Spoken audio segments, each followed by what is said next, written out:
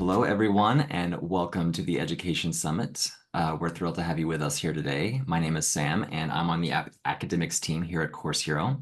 And it's my great pleasure to introduce our next speaker, Fallon Willoughby. Fallon is a first-year experienced assistant professor at South Central Kentucky Community and Technical College and an adjunct instructor in organizational leadership at Western Kentucky University, where she previously served as an academic advisor at their Academic and Career Development Center. Before we dive into the session, just a few housekeeping notes. If you need captions, you can access them by clicking on the CC button at the bottom of your Zoom window. We also encourage you to ask questions using the Q&A box and to upvote your favorites. We'll do our best to address as many as possible at the end of the session. If you want to access the slides from today's presentation, those will be shared with all registrants next week, along with the recording of the session. Now, without further ado, please join me in welcoming Fallon to the virtual stage for their session, Teaching with Heart, Fostering Empathy and Resilience in Students. Fallon, the floor is yours. Hello, everybody. I hope you are having a great morning so far. So as he said, my name is Fallon Willoughby. I teach here at Sky CTC, and I teach first year experience mainly. And so what that course is a class that teaches students basically how to college and how to adult. That's how I always describe it to other people.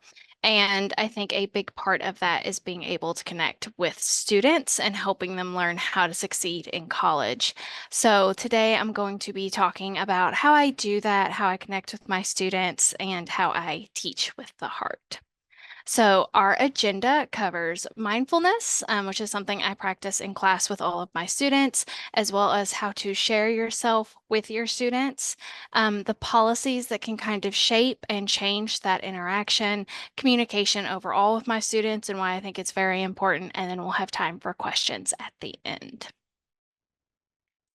So since I do this with all of my students at the beginning of every week, even on the first day, I wanted to do it with you guys too. You've already had a full morning, been to the keynote and a couple of other things. So let's practice some mindfulness. So my questions for you today are, why did you come to this session?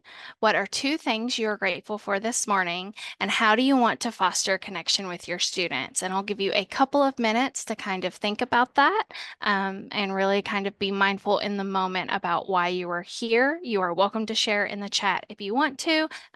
Totally up to you, or you can just jot down a few notes or think about it however you want to do it.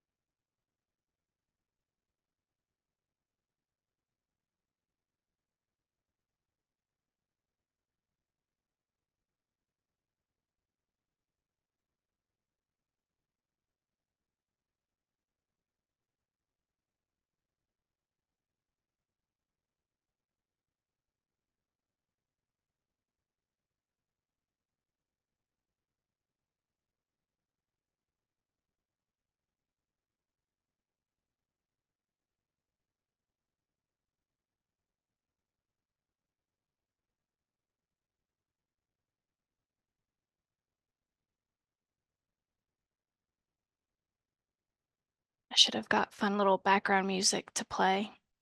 Didn't think about that.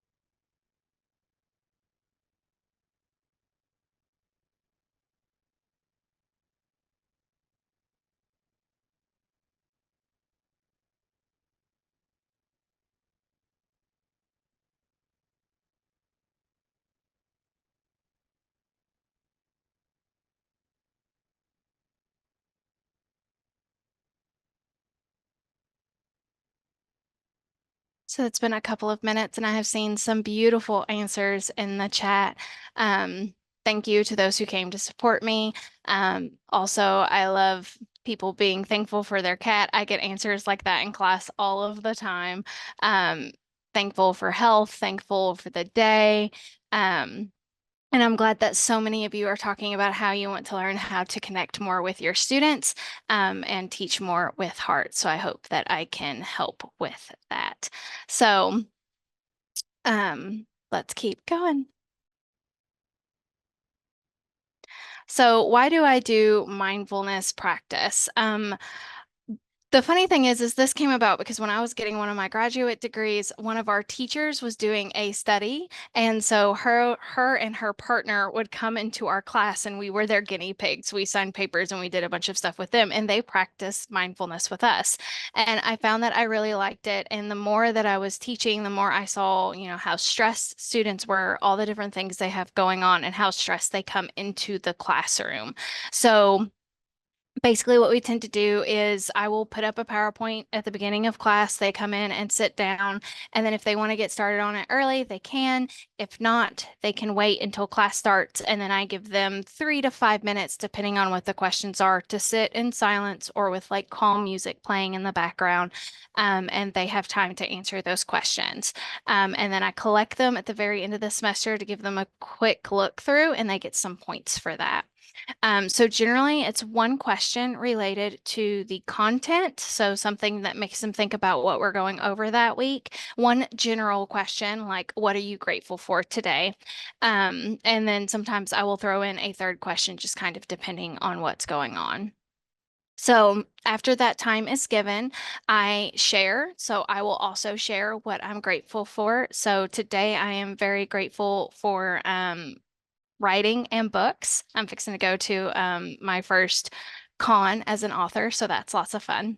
And then I give the students a chance to share. So there are students who will say something every single time, it never fails. And then there are other students who take a while to open up. But it's really fun to kind of give them that chance. And then it sparks conversation sometimes when students share something and everybody agrees with it or wants to have a conversation. And so it allows them to kind of get to know each other.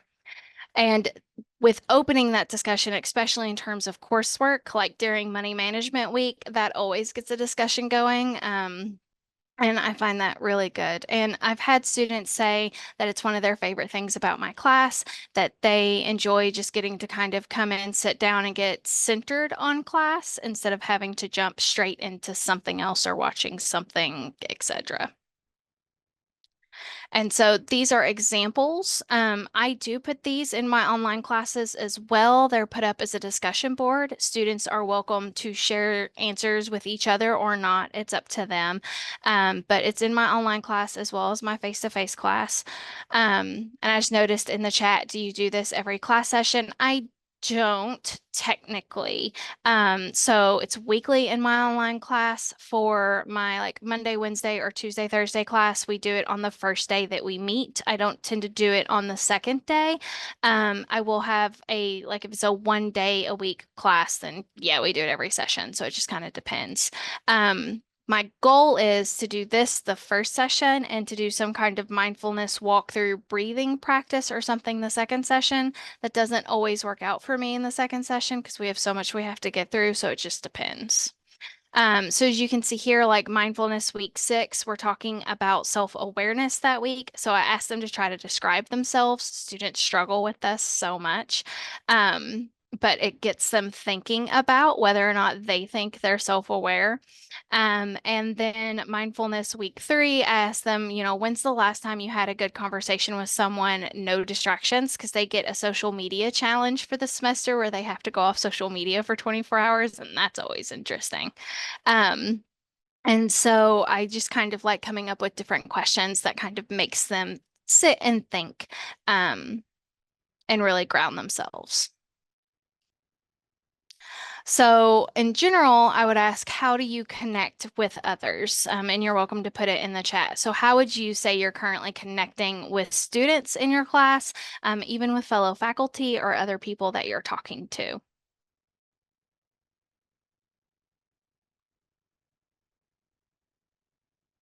A welcome letter before class. I always love that. I send out an announcement the week before.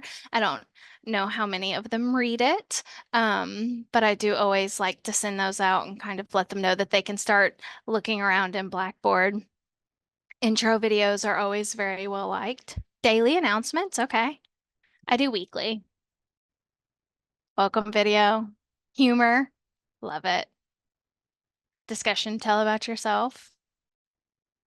These are all good ideas. Open door practice. If I'm in the office, you can come by and say hello. I've been trying that. Getting students to come to my office is like pulling teeth. If you have any great ideas for that, please let me know. I'm even like, I have a cauldron full of chocolate. You can have candy. Um, but getting students to have the time to come in is definitely more of a struggle these days. I love jokes of the day. I bought spooky pun joke cards to use this October, and I'm so excited about it. Tabling event, social media posts. I think this is all great. Okay. Feel free to keep sharing. I love dad jokes of the day. That's great. All right. So what I do on my first day of class is I set kind of the score and I let them know who I am. Um, So I share my background on the first day of class. I share that I am married. I have a very cute child because he'll come up again and again. And I share my education background. A lot of times students want to know, what makes you qualified for this? Why are you doing what you do? And so I share all of my degrees with them and basically tell them I love school, so I'm the perfect person to teach them how to school. And that always kind of gets a laugh. So I tell them who I am. One thing I also do is I share that I have migraines that are triggered by lights and scents, and that I do have a policy about that in my syllabus. So I ask them to please not spray cologne, use really smelly lotions, etc. in the class, or Germex, which has become those scented Germex things has become an issue here lately too, and that it bothers me. And that a lot of times will connect with more students than you think because, they see that I'm a real person and I also have issues. But then the students who I have who have migraines find someone to connect with. Um, and they have someone to talk about that. So I do share that.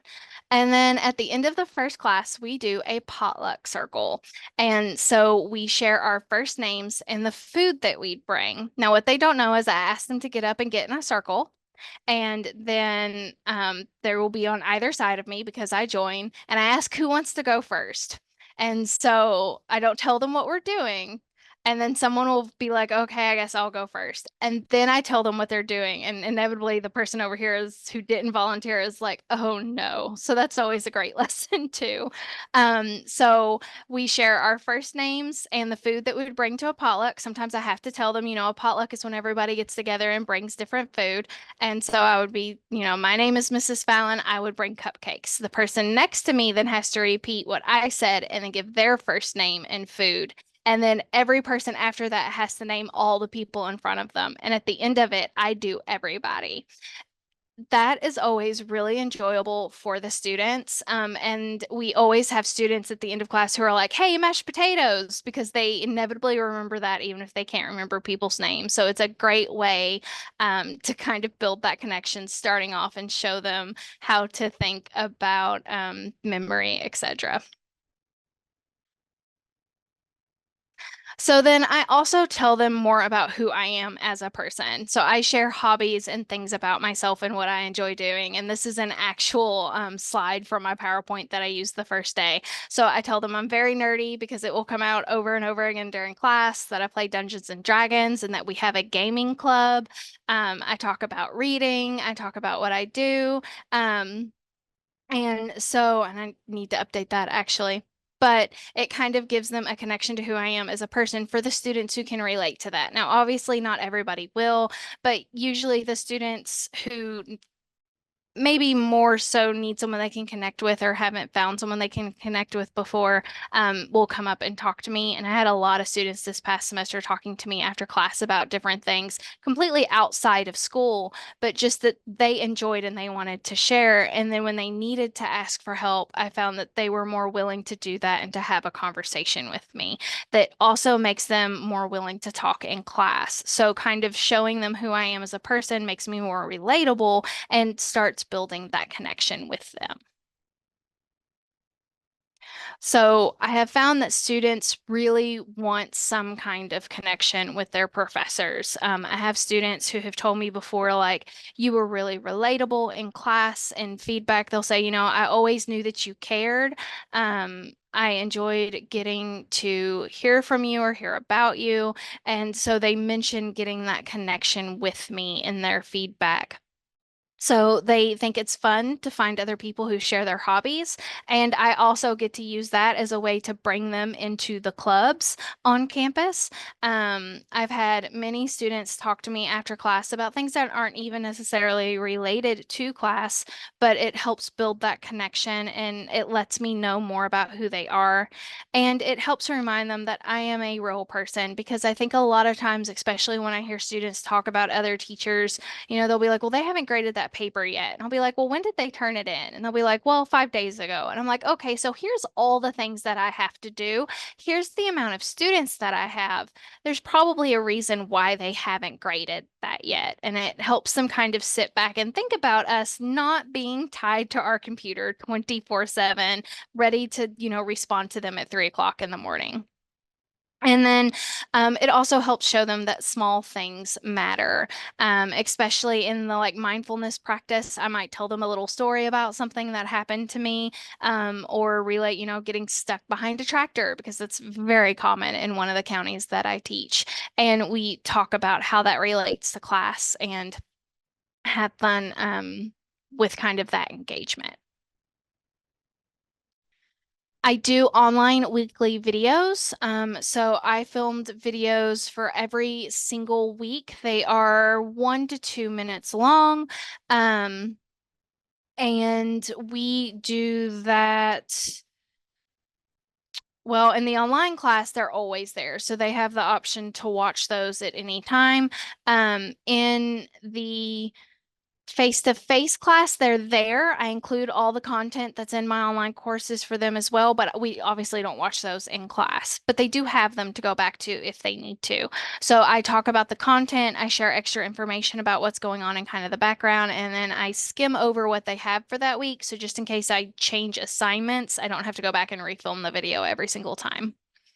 I share stories. One of the main things that I do is kind of relate my college experience as it applies to class. A lot of times students see us and they think, oh, they're successful, they've never struggled, or oh, they've managed to do that. She's probably great at school and never had any problems.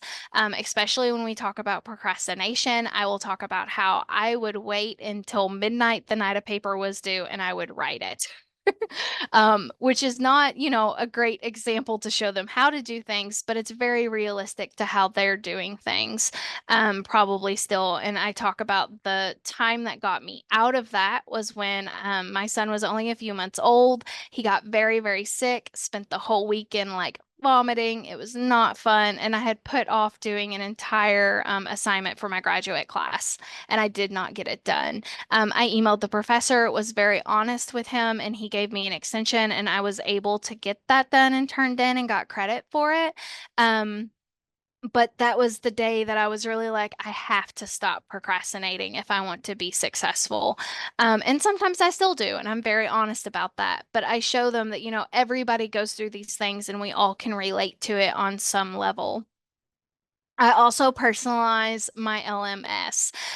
So in Blackboard, I use Bitmoji, which are these fun little avatars you've been seeing all over my PowerPoints. They are in some of my PowerPoints. One of my goals for this year is to get all of my PowerPoints updated to be more fun. But I use Bitmoji, and I will talk about that more and how I use it in just a minute. There are videos, and not only welcome videos, but I have videos for all of the assignments because some students are like, well, I'm a very visual learner, or I learned by somebody telling me about something, or I learned through reading. So I try to cover all of the bases. Um, And I actually, the last time I filmed all of my intro videos, I did outfit changes to match what the week was with like fun shirts and stuff. So I try to go all out. I use pictures. I do use memes still, especially in my PowerPoints. I'm not sure everybody still gets those, and that might be becoming a millennial thing, but I can't let go. I use links to websites, various things like that. So I try to personalize Blackboard as much as possible. During COVID, I actually created an entire Pinterest board with a board for every single topic we discussed, and I still use that. It's still helpful. Um, so there's lots of different ways that you can share content and give them more things to look at. And so this is what that looks like. So we are using Ultra Learn in Blackboard. So I have the banner with like my Bitmoji sitting there working. I use like this coffee one in announcements. And then there is the weekly overview. So I have customized banners to match the header, but then for each thing like weekly overview, weekly content, assignment, stop here, questions, etc. So there's several different versions of those. There is like the videos you can see in the bottom in my office at home. And then recently, Ultra gave us the ability to put pictures on every single week. So I went through and created those little icons, which are lots of fun. It also makes Blackboard much more colorful and fun to kind of look through and go and see. So I enjoy doing that as well. Now, if this looks like something you might want to learn how to do, me and my coworker Tammy Williger Frederick actually created a presentation for our college, and she was fine with me sharing that here.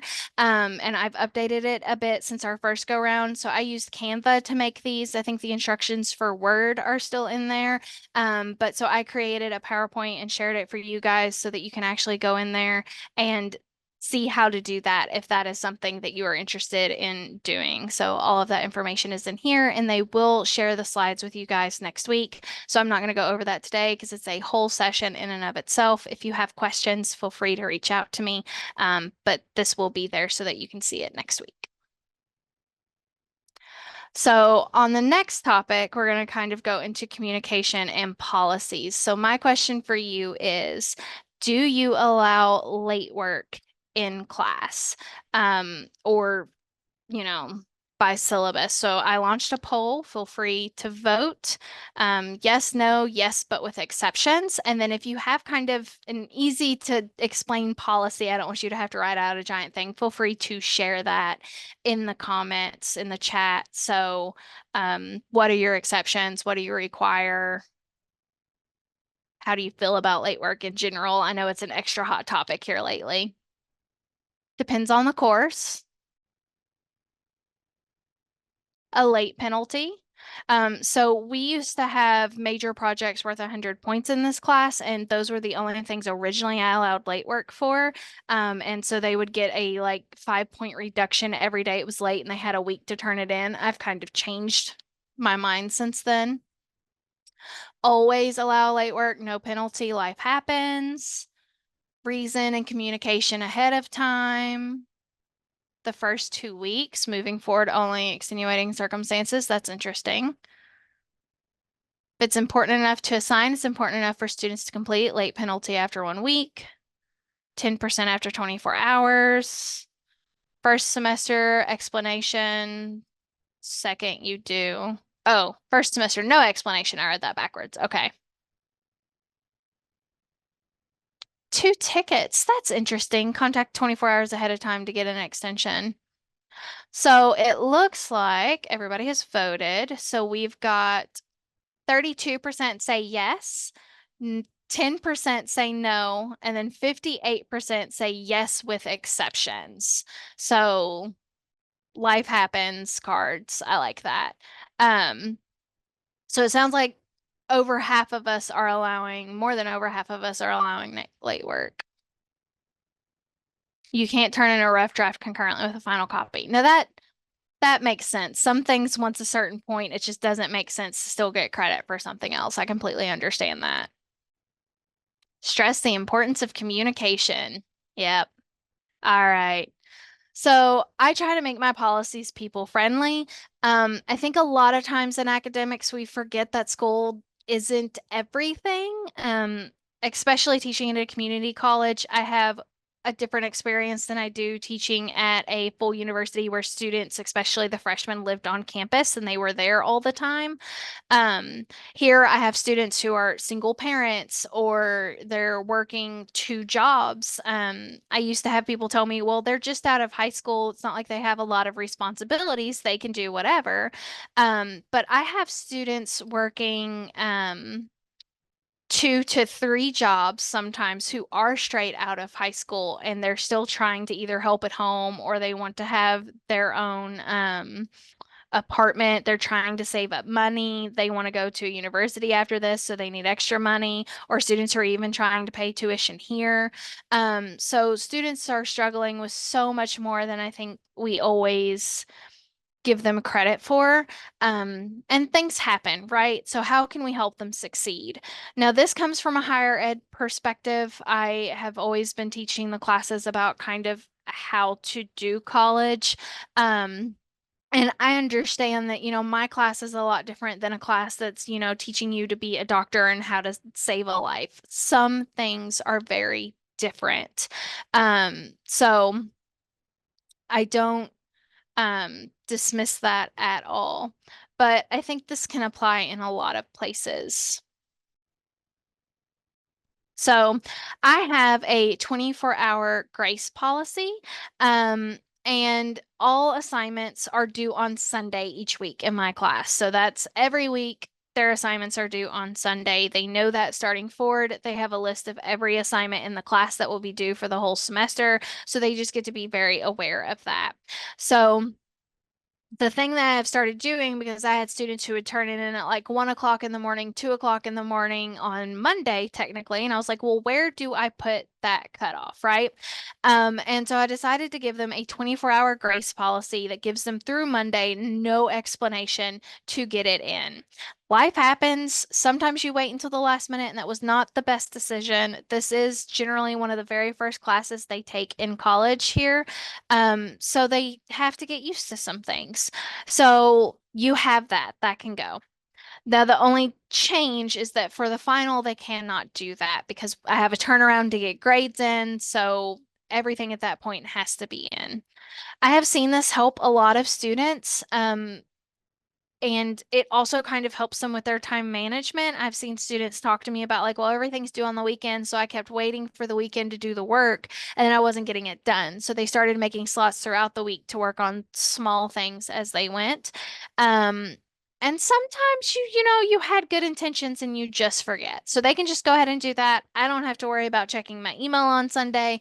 If they had a tech policy, they know that on Monday when I get back to my email or policy tech issue, they know I will give them an extension, do whatever.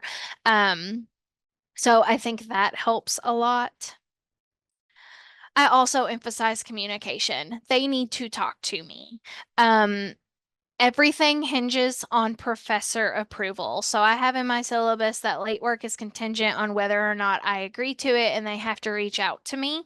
I say something about like, once your work is 2 weeks late, then there's probably not going to be much leeway there. You need to make sure to talk with me. And if they need extensions, to please communicate with me. And it can be accepted, but it depends upon them. So I tell them, especially at the beginning of class, if you wait 4 weeks to come and talk to me, well, for one thing, you're going to hit an issue where you're probably already going to have been dropped from the class if I've not seen or heard from you for 4 weeks.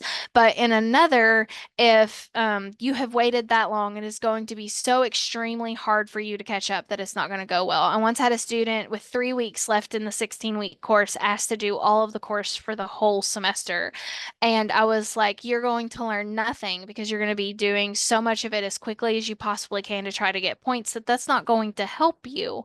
And I had a student go back and turn in all kinds of work with no communication to me whatsoever. Never did email me. I even tried to reach out to them and be like, what is going on? I did not grade that work. I agree. Cat going on your computer is a really good excuse. My cat tries to keep me from grading all the time. And so communication is key. I tell them, time frame, don't wait weeks to talk. It'll be too late. And this goes both ways. I'm very honest with them when I get behind on grading. I got COVID and strep at the same time. And then as a after effect of COVID, it hurt my eyes for weeks. I could not look at a computer for more than 30 minutes without just being in pain and triggering a migraine.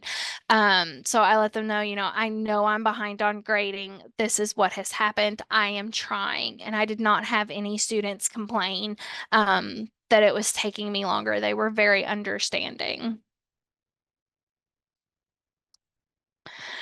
I have a fellow professor who has a policy that students are setting their own deadline. So if a student knows that they're going to be late, they can email the professor, say, hey, can I have an extra week on this? I'll have it turned in by this date. And I'll get it into you. And she said that students aren't taking disadvantage of it, like they're not trying to do it constantly. She's had a few use it, but they've only done it like once or twice. And so it has really helped with the students who are willing to use it. But again, it's getting some of the other students to do these things, right? To talk to us, to email, to reach out. And then so this kind of goes to what I asked you earlier was what kind of policies do you have in class? Maybe what is a reason why you don't accept late work or that you don't believe in late work? I know that is a strong sticking point for some, and I completely understand if it is.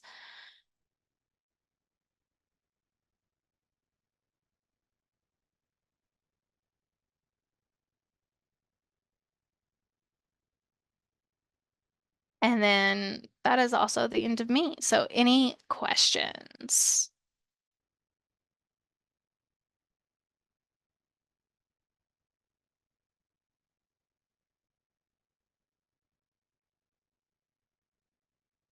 We don't have any questions in the Q&A box just yet, but Okay. I'm curious, Fallon, what sort of feedback have you received from students, and how do you kind of adapt and evolve these teaching methods based on the feedback that you're receiving?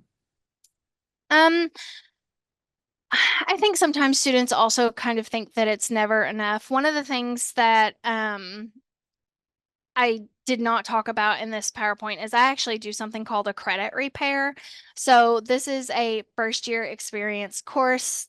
A lot of times they are struggling with figuring out that college isn't at all like high school or they've been out of school for 20 plus years. And so halfway through the semester, I give them a chance to go back and make up some of their work to a certain amount of points. So usually like 75 to 100 points worth of work. They can go back. They still have to do the work, and then they have to write something telling me like, why didn't you do the work before and how are you improving with what you're learning in the class? And students don't often take advantage of that. And so what I get at the end of the semester is students asking to make up work, and I will point out, hey, you had this opportunity. Why didn't you do it? Um, and so it's always kind of that fine line of when do I say no, when do I say yes? And sometimes you're just going to have students angry because you won't take their work. And Right, it's just something, you're always going to have to struggle with. right. Um, I see someone asked what my policy on incomplete work is. They just have to tell me when they're going to get it to me. If they wait 4 weeks to reach out to me, I'm not probably going to let them turn something in from 4 weeks ago. Sometimes I will make the deal. If you do this week's work, I will let you go back and do last week's work, but you have to show me that you're going to do this week's work first. Um, because again, my class is about teaching them how to do college. So I understand that some professors are much more strict with how they enforce those rules, but I'm just trying to get the basics drilled in. Um, so it's always kind of interesting to navigate that.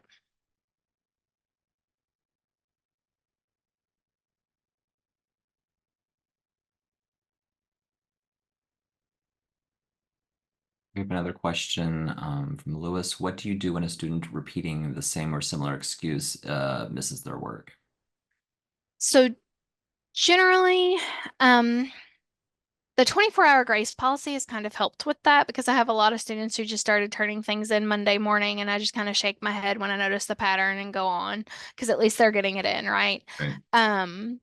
For students who constantly are like, well, this kept happening or this happened, I will sit down and have a very real conversation with them. If I can get them to me, if I can't, I will email them and be like, I understand life happens, but if you want to go to school and you want to be successful, at some point you have to start putting school higher on your priority list. And we actually make a priority list in our class during time management week and talk about that. So I just kind of bring that into the picture and I'm like, at some point, this isn't going to work anymore. Like, you need to figure this out. So I have a talk with them about that. I also warn them that it's not a normal circumstances, and a lot of professors have much stricter policies, and that Right. if that's the policy, that's what they have to abide by, and they better start getting used to it. Right. That makes sense. Yeah. Another question came into the Q&A box. They say, I'm not able to integrate the 24-hour grace policy in my due date via Brightspace. How did you give this grace policy? Do the students reach out to you? I definitely give grace periods for sickness and emergency.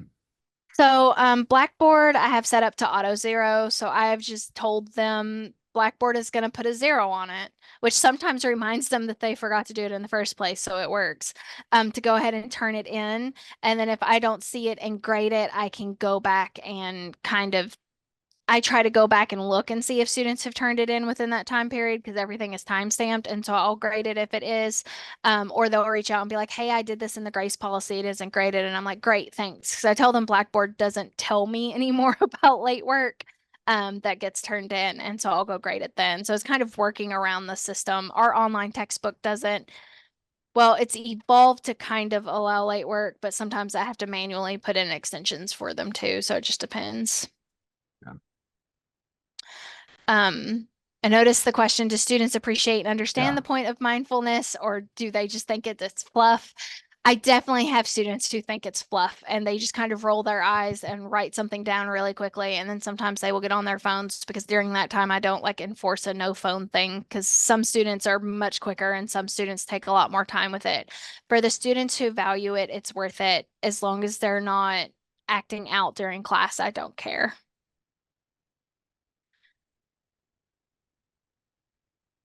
How do I motivate students who don't feel they need to take your class? That's an interest. I have several every semester.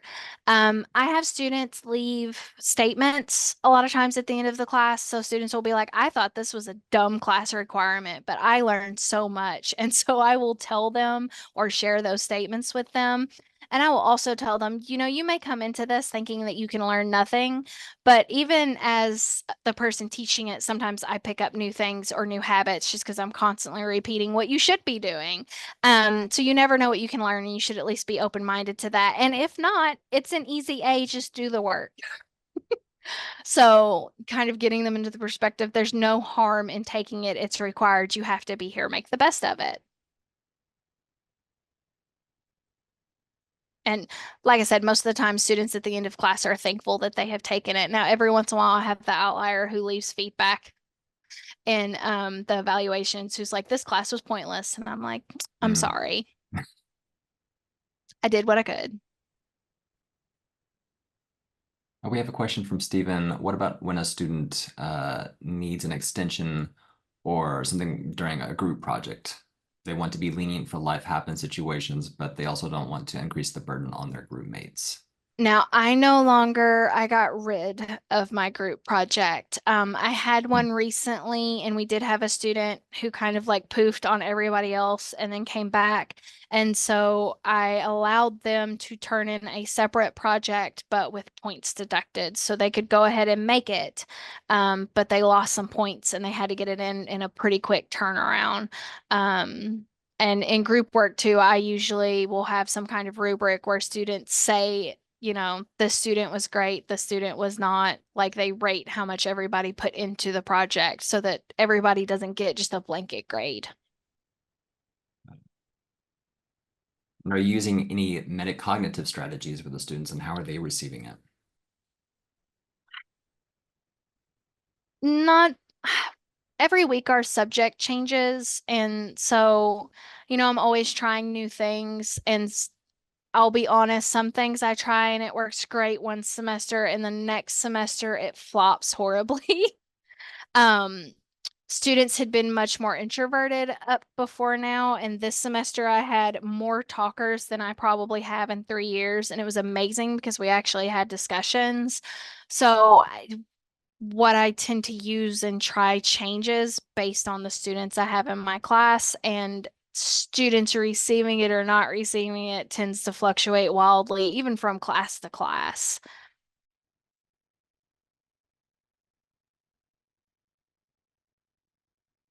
How do you kind of encourage introverts to come out of their shell in your class? Do you have classmates engage with each other, or what does that kind of classroom community look like? So we do a lot of like, I will ask them a question, and at the beginning of class, I tell them, I am more than happy to stand up here and stare at you until someone talks. And if the same student keeps trying to talk, I'll be like, okay, thank you for sharing. You can't talk anymore. Someone else has to talk now. And eventually that kind of pulls people out. They also have to sit in the same spot so I can memorize names because it's about Mm, the only way my brain does it. And so I will start calling on students. And, sometimes I can tell the students who really have anxiety about talking, and there's only so far I'm going to push them, if that makes right, sense. right.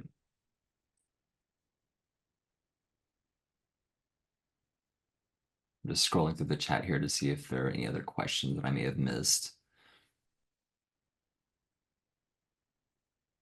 Do students complain about assignment due date taking away from their weekend? I had a student once be like, but that's my weekend. And I was like, then do it before Sunday. It's due on. It doesn't mean you can't do it before. And usually I don't get any more pushback after that. They have access to the entire semester from the second week. So if they want to do the whole class early, as long as it's not time contingent on something else, they can do that.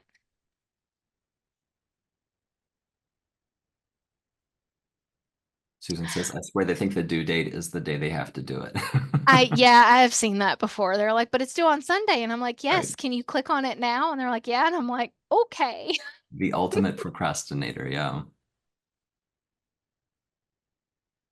Do you teach synchronous or asynchronous courses? And if so, how does your mindfulness activities work? My online classes are asynchronous, and so those are discussion boards. So in the weekly content, they have their mindfulness, and then they are welcome to post in the discussion board and have chats with each other if they do or don't. That's completely up to them. Um, I have not made mindfulness. I don't check mindfulness in my online classes. It's just there for them. And so the students who want to do it really enjoy it. And oftentimes will say something to me in their journals about it. And then the students who don't want to bother with it don't have to. Mhm. Um, the past 2 semesters, students have been like, I want more discussion boards so I can talk with my classmates. Mm. And so my fall students this year are going to get the result of that. I've added in some optional discussion boards and like an extra mandatory discussion board. We'll see if they use it or not. And sorry if you said this already, but when did you start implementing the mindfulness activities and kind of what was like the aha moment? Like this is something that you have to try. Oh, that's a good question. Did I do it my first semester? I don't know. It's pretty early on. I've been teaching this full Okay. time for 5 years. Oh, Tammy's right. I started it with COVID. Oh, Um, because everybody had a lot going on, and right. it gave them a way to kind of write down and think through when everybody was so extra stressed and everybody was Yeah. spread out in the class and we were 6 feet apart and all of that. So I think that's when I started it. I think she's right. And I just never let go of it because I really enjoy it. And I have enough students who really enjoy it that it's worth it. Yeah.